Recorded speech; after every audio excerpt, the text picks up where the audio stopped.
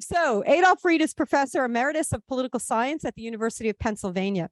Professor Reed's research interests include American and Afro-American politics and political thought, urban politics, and American political development. He was born into a family of academics and nurtured on a steady diet of politics. Professor Reed has been an activist since before he was a professor, in fact, since his student days at the University of North Carolina, when he joined the civil rights and anti-war movements and organized for cafeteria workers at his school. He helped found the U.S. Labor Party in the 1990s. And he is, and it seems to have always been, a busy man in many terrific ways. He's a member of the board and contributor to the blog nonsite.org, an online open access peer-reviewed quarterly journal of scholarship in the humanities, plus poetry, editorials, reviews, visual art, and more. He is a regular on the podcast Class Matters, which you can access on Spotify and a number of other platforms. That podcast is a project of the Debs Jones Douglas Institute, named for labor champions Eugene V. Debs, Mother Jones, and Frederick Douglass, and Professor Reed is on the board of directors of the Institute.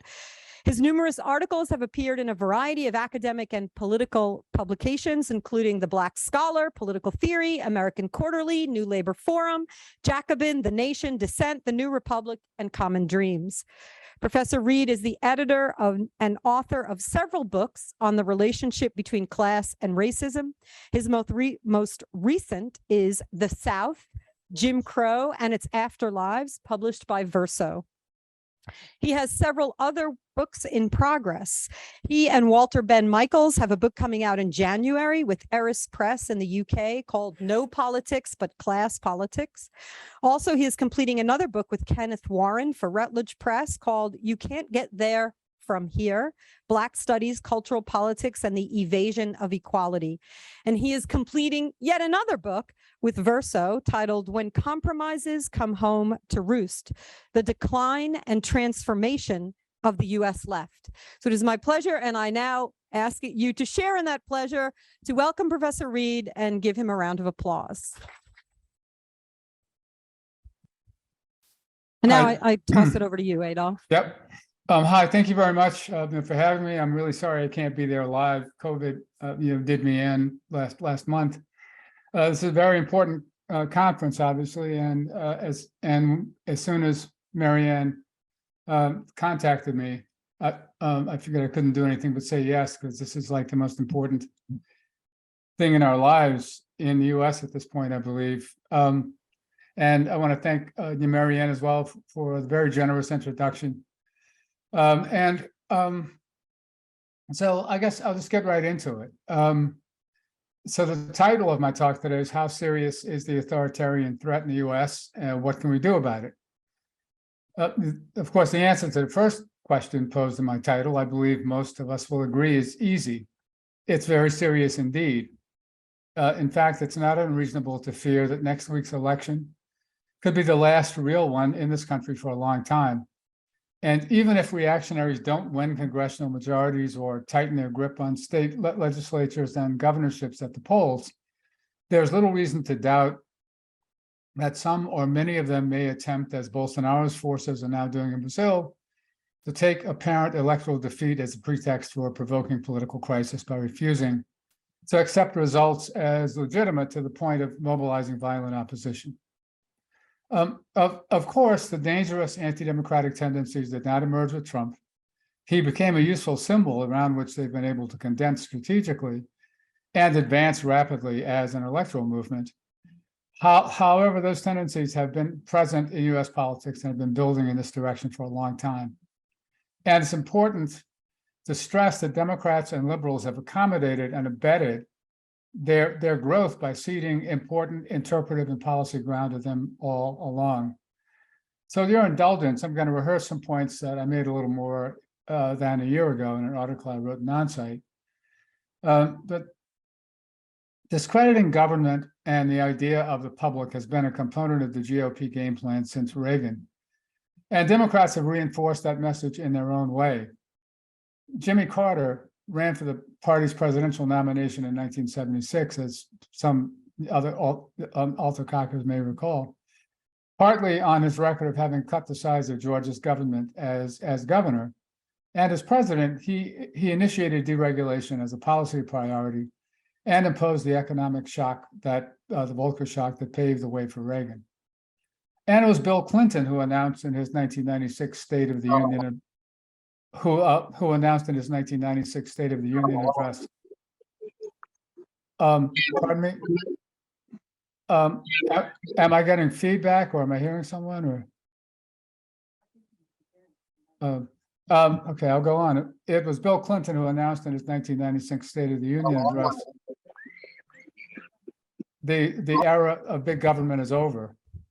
And he followed through by terminating the federal government's 60-year commitments to provide direct income support and housing for the indigent. Reagan attacked the social safety net as a wasteful giveaway for frauds and losers. Clinton, as avatar of the Democrats' "Me Too, but not so much" response, as my son put it at the time, to Reaganism, insisted that publicly provided social benefits should go only to those who play by the rules. 4 decades of retrenchment and privatization of the public sector, often under the guise. Well, I'm sorry, is that me or is that happening on your end? No, it's someone in the guest room. Okay. Yeah, I wondered. Thanks. 4 decades of retrenchment and privatization of the public sector, often under the guise of outsourcing for greater efficiency or doing more with less, which Clinton and Gore sanitized as, quote, reinventing government or make it, quote, leaner and, quote, smarter. Combined with steadily increasing economic inequality and government's failure to address it in any meaningful way, to fuel lack of confidence, distrust, and hostility toward government and public goods, and eventually even the idea of the public itself. And the reactionary capitalist interests that bankroll the ultra-right have taken advantage of that unaddressed economic insecurity and stoked frustration and rage into a dangerously authoritarian political force. It wasn't such a big step from Rick Santelli's faux populist 2009 meltdown calling from the floor of the Chicago Mercantile Exchange, of all places, for a Tea Party rising, to the January 6, 2021 Capitol insurrection. Mitch McConnell's openly declared strategy of stalemating Democratic initiatives of whatever sort made clear that the Republicans have no commitment to democratic government. Every move they made was directed, consciously or not, toward takeover via putsch or putsch dressed up as election since 2009. The outcome of the 2000 presidential election was an early augury, as the George W. Bush campaign strong-armed a victory by means of actively partisan intervention by Katherine Harris, the Florida Secretary of State, mobilization of corporate goons to storm the Miami-Dade recount, and turning to a reactionary bloc of Supreme Court justices to place a fig leaf of legitimacy onto theft of the election. The Gore campaign's reluctance to fight back aggressively was also an augury of the implications of Clintonism's victory within the party, as Gore, Kerry, and Obama all ran and Obama governed in pursuit of a bipartisan coalition anchored normatively by non-existent, quote, moderate Republicans. Hillary Clinton tried that approach as well, and thus did her part to put Trump in the White House. Some of the reactionary authoritarian tendencies that condensed around Trump and Trumpism have been festering and growing in American politics at least since the end of World War II. Excuse me. First, Barry Goldwater, then Ronald Reagan brought them out of the shadowy underworld populated by such groups as the John Birch Society, the World Anti-Communist League, various McCarthyite tendencies, Klansmen and other white supremacists, America Firsters, ultra-reactionary groups with ties to shadowy international entities like Operation Condor, that is specialized in state-centered terror and death squads in Latin America. That is Jesus. That is specialized in state-centered terror and death squads in Latin America and its equivalent in other regions. Christian nationalists, anti-Semites, and Islamophobes. During the Reagan presidency, the treasonous Iran-Contra operation demonstrated these reactionaries' contempt for democratic government. The guide dog corporate news media sanitized it as a, quote, scandal, and dutifully shepherded public discussion of it away from the magnitude of the crimes against constitutional government and toward the puerile, soap operatic question, what did he, Reagan, or whichever one of them, know, and when did he know it? They've been joined in the Trump years by a cornucopia of more or less organized thugs, militant racists and misogynists, open fascists, new reactionary libertarians, delusional conspiracists, damaged true believers, and utterly venal grifters, a category that cuts across all the others. And they're bankrolled by the American equivalent of German Junkers, billionaire reactionaries whose wealth largely derives from extractive and defense industries and other sectors that are particularly sensitive to the federal regulatory environment. Pardon me. The ultra-reactionary Federalist Society was founded in 1982 by Yale, Harvard, and University of Chicago law students, and now has stocked the federal judiciary up to the Supreme Court, including a hefty complement of Catholic fascists. Judge Neil Gorsuch, a Federalist Society member, is the son of Anne Gorsuch Burford, Reagan's administrator of the Environmental Protection Agency, where her mission, like that of current Justice Clarence Thomas as Reagan's director of the EEOC, was to gut the agency.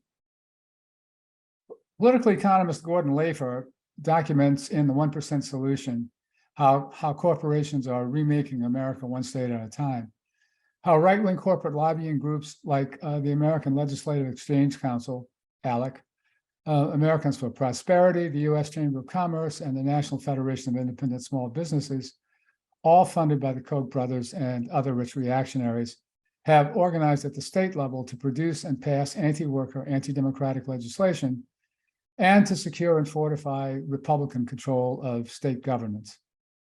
In an August 2022 New Yorker article called The Big Money and the Big Lie, that, as well as her book, Dark Money, The Hidden History of the Billionaires Behind the Radical Right, which should be required reading for anyone who still diminishes the threat or clings to the view that neoliberal Democrats are somehow the greater danger for progressive interests. Jane Meyer examines the vast dark money network, those American Junkers whose vast wealth is underwriting the accelerated assault on democratic institutions we face at this moment.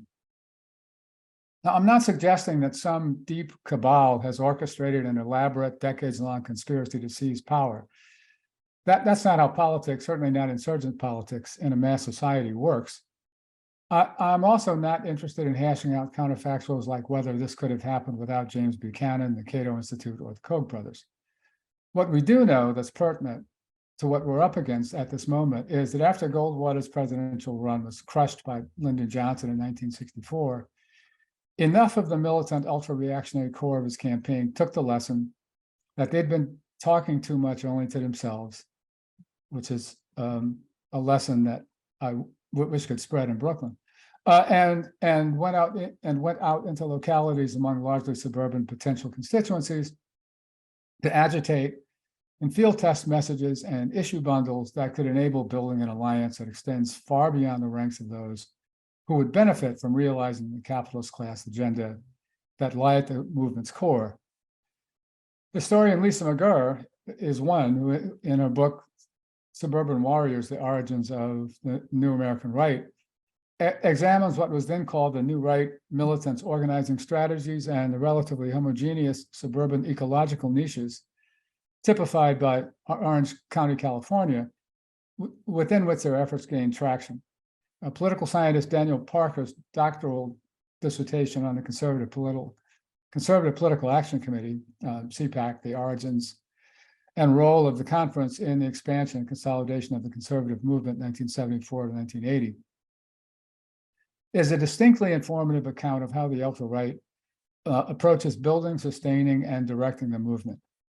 To be sure, some elements of the reactionary right have held on to and are oriented by visions of the society as they'd like it to be organized. And those visions are neither democratic nor egalitarian. As their mundane political practice has evolved and their institutional power has increased, The movement's engineers have also improvised, balancing the practical objective of expanding and deepening a base and disciplined attentiveness to building power toward overturning all egalitarian reforms that have been won since the New Deal and imposing a literally authoritarian government. That means, among other things, taking advantage of or concocting new issues that both inflame their broader base and permit them to set the terms of national or local political debate. We should recall how quickly and thoroughly the GOP establishment went from trying to stop Trump to playing Renfield to his Count Dracula.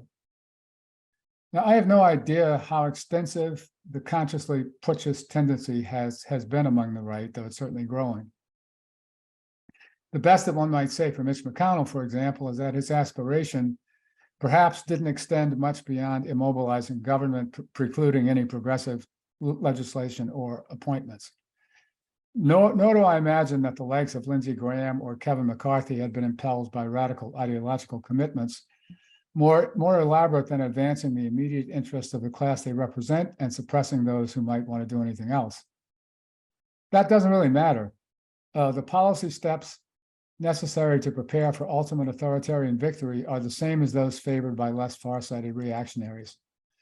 Rolling back the regulatory apparatus, which includes civil rights enforcement, politicizing and attacking climate science, using taxation and other federal policies to generate massive upward redistribution, stocking the judiciary, gutting the social safety net, and demonizing government at all levels,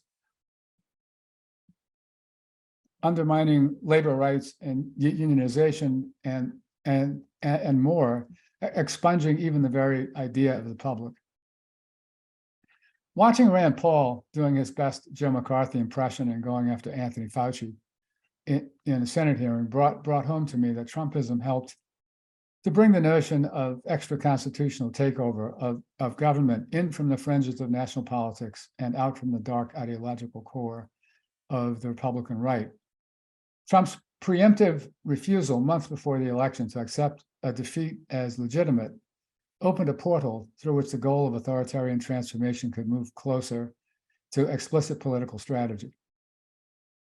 The dangerous rubes who were foot soldiers of the January 6th insurrection were only acting out in public, albeit as a kayfabe lynch mob that was a hair's breadth away from becoming a real one, a political objective that had already condensed among a popular right-wing base.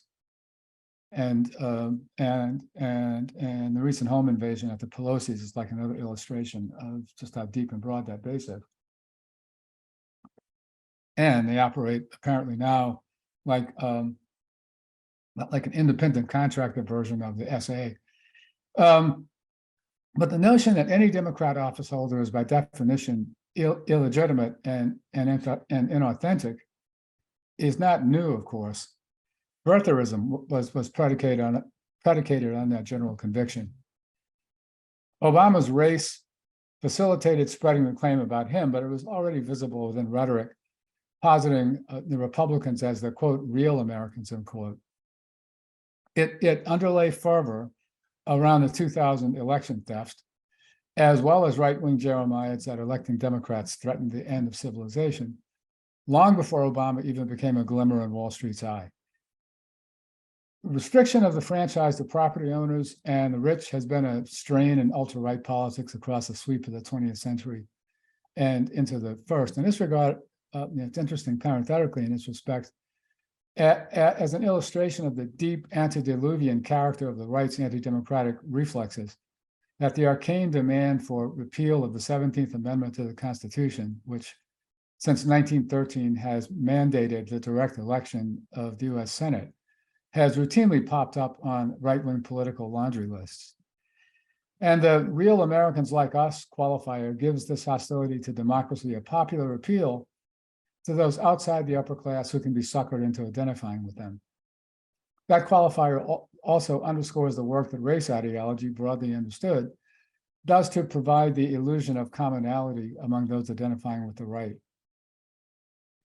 The rallying cry that the 2020 presidential election was stolen or rigged or both is a fantasy that originates ultimately from Trump's malignant narcissism but it's also a convenient vehicle for exploitation of pushism.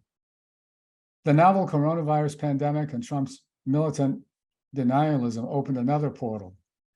There's no need to catalog the many ways the Republican right has actively sought to undermine public health efforts to control, limit, or slow the virus's spread and to minimize the harm it causes, because we're living with them every day. And because having any basis in fact isn't a limitation, excuse me, on their proliferation, the fantastic claims grow and morph even more quickly than the virus itself. A couple of stratagems in the ongoing anti-public health panic are worth noting, though, because they echo really old school reactionary ideology from a time before, when the fiction of appeal to a popular audience encouraged public protest. You recall that early in the pandemic, Texas Lieutenant Governor Dan Patrick urged elderly Americans to go out and contract the virus and to, quote, sacrifice themselves to keep the economy open, referring to it as their patriotic duty. Nor was he alone in floating that suggestion. Parenthetically, again, I know it's a parochial reference, I know, but Patrick's call brings to mind the up to 20,000 immigrant Irish workers who were buried where they fell from yellow fever and malaria and typhus while digging the New Basin Canal in 1830s New Orleans, along with the untold millions of others around the world who've been sacrificed for the sake of, the economy, end quote. But more recently, Newsmax talking head Rob Schmidt contended that vaccination goes against nature, opining, if there's some disease, this is a quote, if there's some disease out there, maybe there's just an ebb and flow to life where, something's supposed to wipe out a certain amount of people. And that's just kind of the way evolution goes. Vaccines kind of stand in the way of that, end quote. Schmidt and Patrick give voice to the element of the ultra-right that frets about propagation of unworthy populations or losers, or to capture that snappy old school sensibility more directly, Lebens unfaires Leben. Pandemic denial and opposition to public intervention to address dangers to public health come organically to this element, which has been part of the institutional foundation of ultra-right politics since the late 19th century, among them bankrollers of the eugenics movement from its beginnings.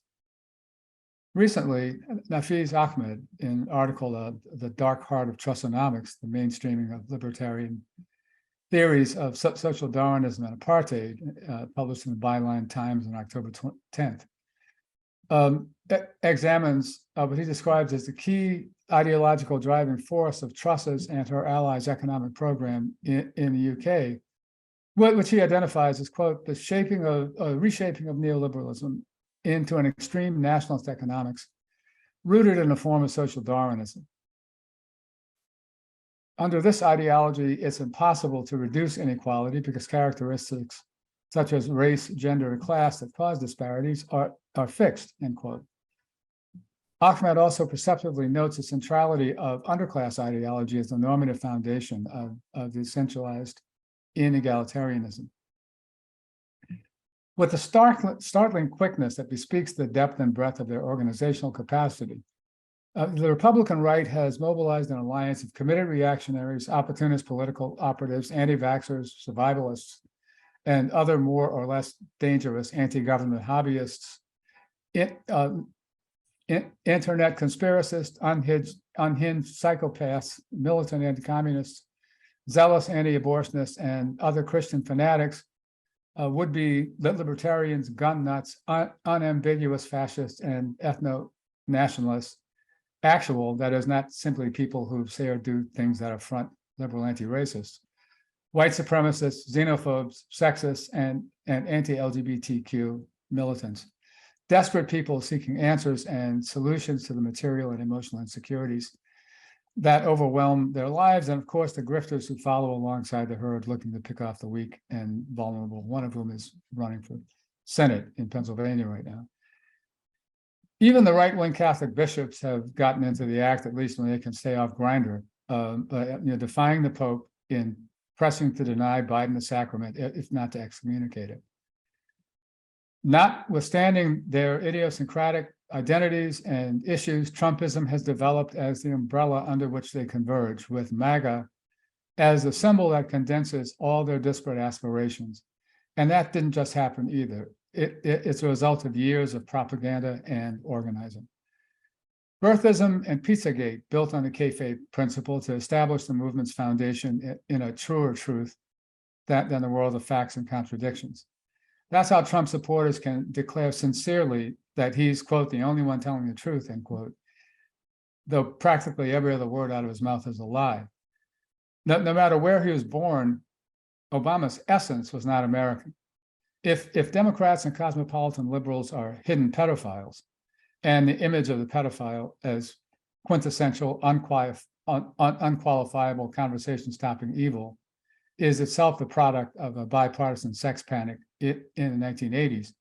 Pedophiles and cannibals, the latter presumably what was included to inflame those who may be softer on pedophilia. But then the problem is now what they stand for, what positions or policies they advance. And that's why belief in the stolen election is so impervious to rational argument. Biden stole the election because real Americans' votes were not permitted to prevail. Votes cast for him were fraudulent by definition because people who voted for him could not be legitimate Americans. In Oklahoma, where Biden didn't carry a single county, for example, a Republican legislature petitioned unsuccessfully for, quote, forensic and independent audit of the 2020 vote in Oklahoma City and other counties in the state on the pretext that the Biden vote was in his view nonetheless suspiciously high. This is shades of the high period of disfranchisement in the late 19th century South, when Democrat putschists considered one Republican vote too many. Perhaps most important and most telling is how COVID conspiracy and resistance to masking and vaccination have been articulated and fed into widespread round-the-clock frenzied agitation concerning the absolute primacy of individual, quote, rights, end quote, over any public concern.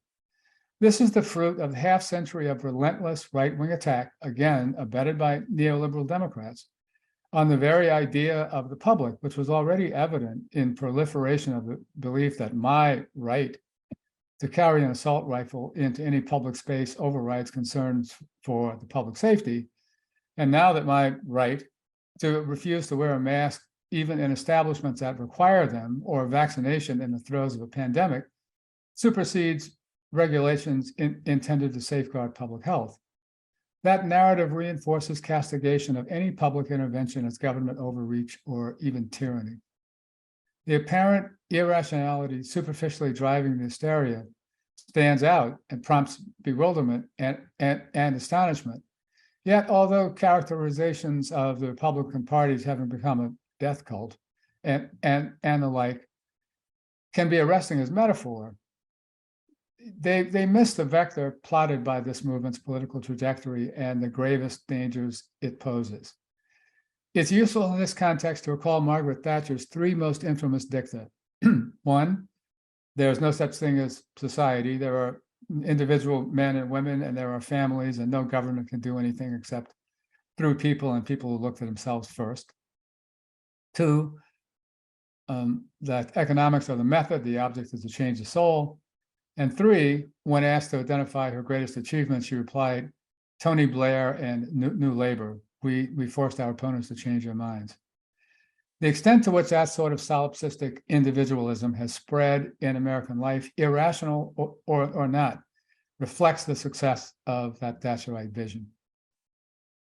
Many liberals, and not a few leftists, may dismiss the account I give here as wildly hyperbolic. Although in the last year, I think more liberals have come around to acknowledging the real threat to democracy and what they fetishize as rule of law. Liberals have an abiding faith, as a rule, in the solidity of American democratic institutions. Some leftists have internally consistent arguments of, demonstrating why a putsch can't happen because it wouldn't be in capital's interest.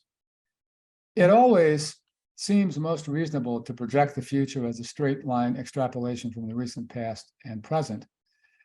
Path dependence and inertia are powerful forces. But that's why political scientists were nearly all caught flat-footed by the collapse of the Soviet Union. Now, to be clear, I'm not predicting the possible outcome I've laid out here. I mean, my objective is to indicate dangerous, opportunistic tendencies and dynamics at work in this political moment, which I think liberals and whatever counts as the left in the U.S. have been underestimating, or worse, until very recently, I hope not too late, dismissing entirely. If forced to bet, based on the perspective on American political history since 1980 or even 1964 that I've laid out here, I'd speculate that the nightmare outline I've sketched is between possible and likely. I imagine and hope closer to the former than the latter, but as we get closer and closer to election day, I wouldn't say I'm losing hope, but my hope is less robust.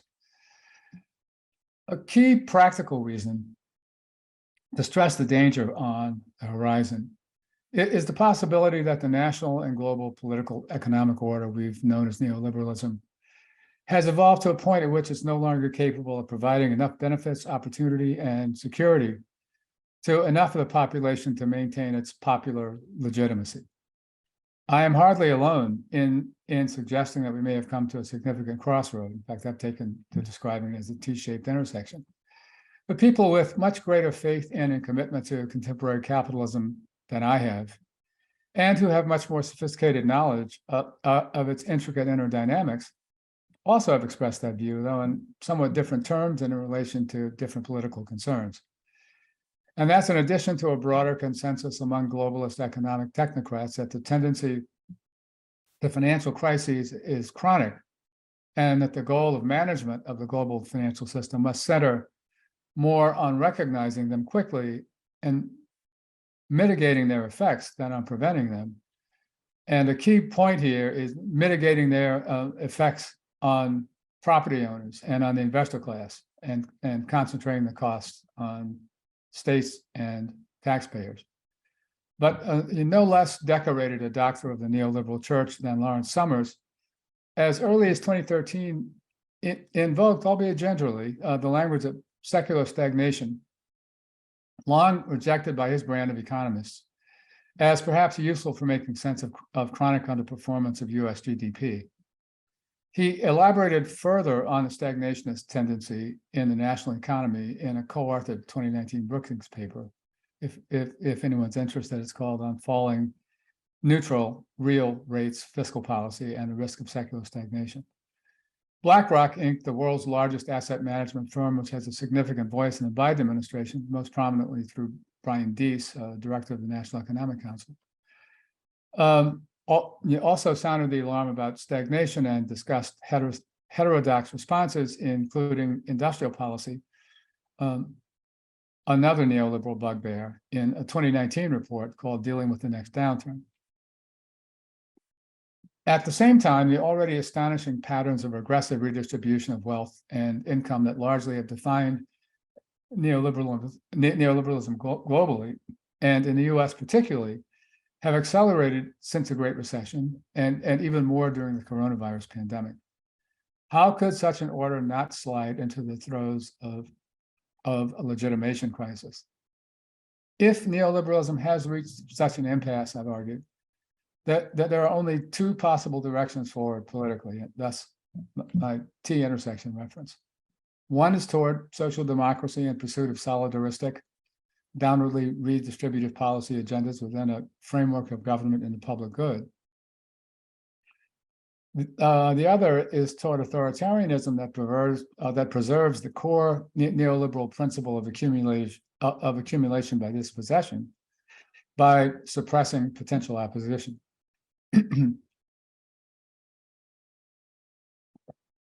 The latter direction, commonly anchored rhetorically by what Colin Crouch has described as politicized pessimistic nostalgia, has proliferated since the Great Recession.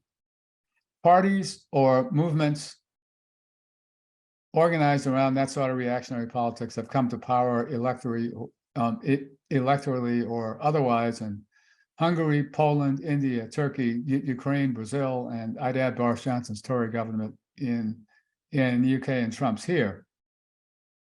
Elsewhere, for example, France, Austria, Germany, and throughout the EU, they are significant enough to require being taken into account in electoral political calculations.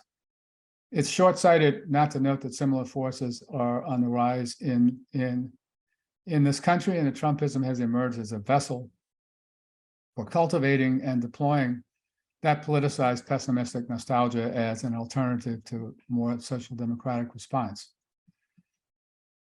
The reality that the processes of neoliberalization at their core rest uneasily with popular democracy makes reckoning with this right-wing tendency's growth all the more urgent.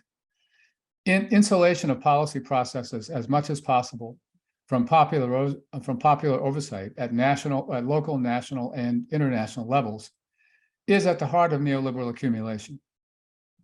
To that extent, it's naive to presume a capitalist class preference for democratic over authoritarian government, particularly if the democratic form comes with an opening for efforts to impinge on capital's prerogatives. Even if we take the corporate rush to affirm support for racial justice after George Floyd's murder as expressing genuine endorsements of anti-racist equality of opportunity and opposition to unequal and criminal hyper-policing, and not tainted by opportunism, is it reasonable to expect that, say, Uber, Amazon, McDonald's, or Goldman Sachs would actively fight for a form of government that might regulate their labor market practices and methods of accumulation and force them to pay taxes against one that promised to protect them? As Walter Ben Michaels and I have argued repeatedly, earnest institutional and individual commitment to an anti-disparitarian ideal of justice is entirely compatible with support for a society that becomes ever more sharply class-skewed and unequal in the aggregate. Okay, so far I've focused on the nature of the authoritarian threat, an assessment with which I assume we may all agree, at least in general terms. And though the two are related, the more important question is how to combat that threat. I want to stress that, in my view, the only hope for thwarting that tendency is to concentrate our efforts on formulating, organizing around, and agitating for an ensemble of policies that reinvigorate the notion of government and the public good, which has been a casualty of more than 4 decades of bipartisan neoliberalism. The pessimistic nostalgia that Trumpists and other authoritarians propagate and mobilize around is most consequentially the result of decades of bipartisan failure to provide concrete remedies that address the steadily intensifying economic inequality and insecurity that have driven so much of the working class to the wall.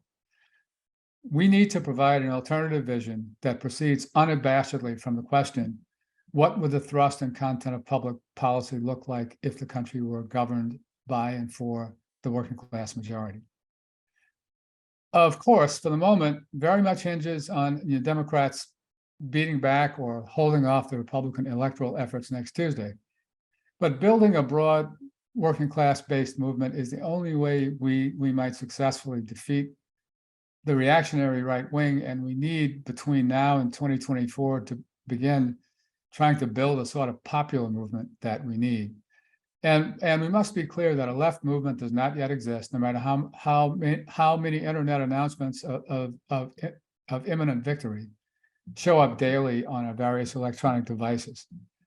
There are many leftists and people who support leftist causes and programs, but a left with real political capacity has been absent for so long in the United States that even most sympathetic people can't conceptualize what one would look like, how we could distinguish it from what my colleague Mark Dudzik poetically described as the pageantry of protest, or the effluvia of premature proclamation and branding.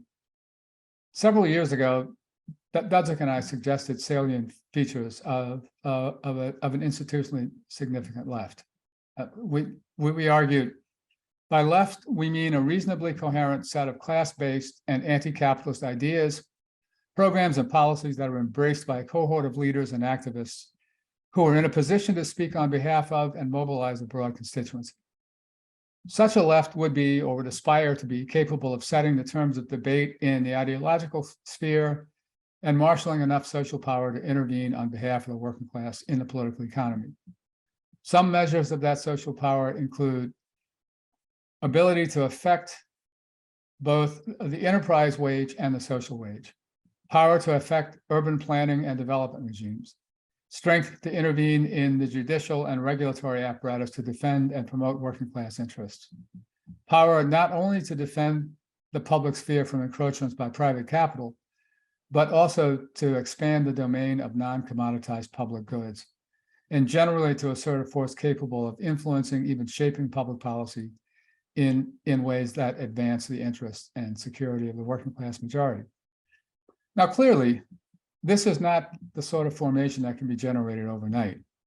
And that has long been a catch-22 for leftists, especially those whose political thinking is shaped by moral outrage or its practical expression, activistism. On the one hand, the magnitude of the immediate dangers we face is so great that we don't have time to concentrate only on the sort of slow organizing that building such a movement necessitates. And this moment's urgency is at least as great as any other that any of us has faced in our lifetimes. On the other hand, arguably one of the reasons we're in the current predicament is that a left, as Dudzik and I described, has been absent for decades. So even as surviving next week's election looms in our political calculations, and as Walter Michael notes, regarding the stakes of the current moment, even those of us who don't love liberal democracy will love even less what we'll get from Josh Hawley et al. We aren't going to be able to turn the tide against the rising reaction unless we begin to organize in that way and to rebuild broad working class confidence in a public good approach to government. It's clearer now than ever that only by agitating for a solidaristic political agenda and perspective on politics can we even hope to forestall, much less defeat, the assault that has already moved well in from the horizon. One implication of that imperative is that the challenge of beating back surging reaction must go well beyond electing Democrats. In fact, since 2015, we've seen ample evidence, first in their intense mobilizations against the Bernie Sanders insurgencies in 2016 and 2020, that mainstream Democratic elites are more concerned with preempting the emergence of a left faction within the party than with combating the rising authoritarian and fascist tide in the general polity. Now, I know some object that the Pelosi, Schumer, Clinton wing of the party was so hostile toward Sanders, not because he was too far left, but because they were convinced that he couldn't win. But I'd say that's a distinction without a difference. They were convinced that he couldn't win because they embraced the view associated with the Clintonite party's embrace of neoliberalism, that winning elections requires chasing the phantasm of the moderate, socially liberal, fiscally conservative Republican voter, or what the pollsters and political scientists fetishize as the median voter. But this offers a sharper perspective on the flood of support for anti-racist arguments and gestures after George Floyd's murder. It also, in addition to however genuine the political and business elites were who embraced it, shifted the focus of progressive politics away from economic inequality. Anti-racism in this way functioned much as Trumpist and other reactionary forces did in mobilizing race and other ideologies of ascriptive difference to undermine politics based on fashioning working class solidarity.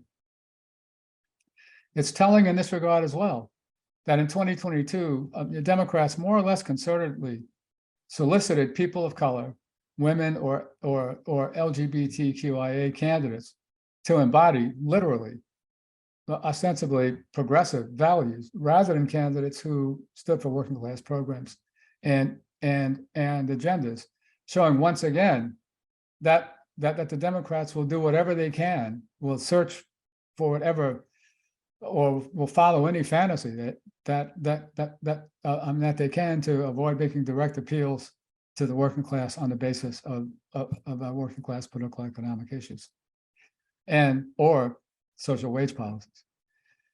Now, of course, we can't possibly generate anything on the scale of what Dudzik and I described by 2024, and next week's outcomes, as likely as not, will pose new, more immediate and possibly more desperate challenges and dangers. The larger goal of building a grounded working class movement, however, should inform how we go about responding to the immediate imperative of turning back the reactionary assault, which is to say that we have to do the same thing no matter what happens Tuesday. Trumpism's success also has shown that making headway on this front will require undoing decades of bipartisan disparagement of public goods and propagation of both the Thatcherite fiction that there is no realm beyond the individual and the Democrats' at best self-deluding fantasies about doing more with less. Many of you will recall from the 2008 presidential campaign the agitated cries among McCain supporters to keep your government hands off my Medicare. There is an ample social science literature finding that whether or not one recognizes that government is the source of benefits one receives has an impact on trust in and regard for government. I'll cite only one study I know most intimately, but political scientist Ashley Talebi, in a sophisticated study of Medicaid managed care and federal contraceptive policies, found that recipients of the services who knew that they were provided by the state had more favorable views of government than those who, principally because service provision had been privatized or outsourced, did not know. This research, which dovetails with experience from the Debs Jones Douglas Institute's trainings with rank and file union workers on economic inequality and the healthcare crisis, underscores that privatization and outsourcing are not merely objectionable insofar as they turn the public sector into a woodlot for profiteers. They also have been instrumental in implanting Thatcher's first dictum as common sense. Proliferation of that common sense marks the success of her second dictum, and the Democratic Party's trajectory from Bill Clinton to the Biden presidency is testament to the boast in her third. We can only even chip away at those critical setbacks on the ideological front if leftism, or if leftists, including left or progressive-leaning advocacy and interest groups, and most of all the labor movement, lobby and agitate for that public good perspective and approach. Concretely, that means taking advantage of the openings, ambivalent and limited as they may be, to press wherever possible in our own networks, workplaces, civic engagements, and institutional affiliations in the public realm for those with ready access to it, for policies like the administration's infrastructure plans to reinvigorate the public sector, not simply to stimulate private investment opportunities. It means similarly working to anchor climate change policy to job creation and a serious commitment to make whole those workers who are displaced in the economic and social reorganization that addressing climate change requires. It means also agitating and building public support for initiatives like postal banking and eliminating the income cap on Social Security tax, even though the latter may produce little more than a holding action against Biden's long demonstrated proclivities regarding entitlements. In the electoral domain, and I'd say in any event, like we need to be trying to build public support inside the labor movement and elsewhere for that kind of agenda. In the electoral domain, at DJDI, we've observed in our worker trainings that even allusion to candidates or signature of partisan issues for many workers sets off alarm bells of distrust, barriers of unnecessary resistance to our training program. Others have recorded the same phenomenon, noting that even in states that characteristically vote Republican, voters have also passed ballot initiatives that raise the minimum wage and legislate other pro-worker initiatives that Republicans steadfastly oppose. That underscores the importance of getting outside the Republican divide and gearing electoral interventions to push clear working class programs and policies. That in turn suggests that electoral engagement may be more productively directed toward pursuit of ballot initiatives that place clear working class oriented proposals before the electorate without all the noise and confusion, for example, personalism, that accompany candidate-centered campaigns.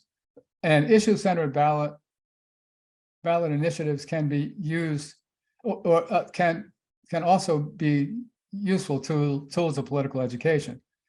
As it turns out, the new episode of DJDI's podcast, classmatterspodcast.org, just completed yesterday, and it should be available sometime today. Discusses one such campaign, the Massachusetts Fair Share Amendment, which comes out of the labor movement, which will levy a 4% tax on incomes over $1 million a year, and which is projected to generate $2 billion revenue annually that will support education, transportation, and public infrastructure. This is a very promising ballot initiative from a group centered in the labor movement that's had considerable success winning on these issues going back well for the totality of the new century. Finally, and yes, we've gotten here. I sometimes hear that I don't want people ever to be happy or to celebrate political victories.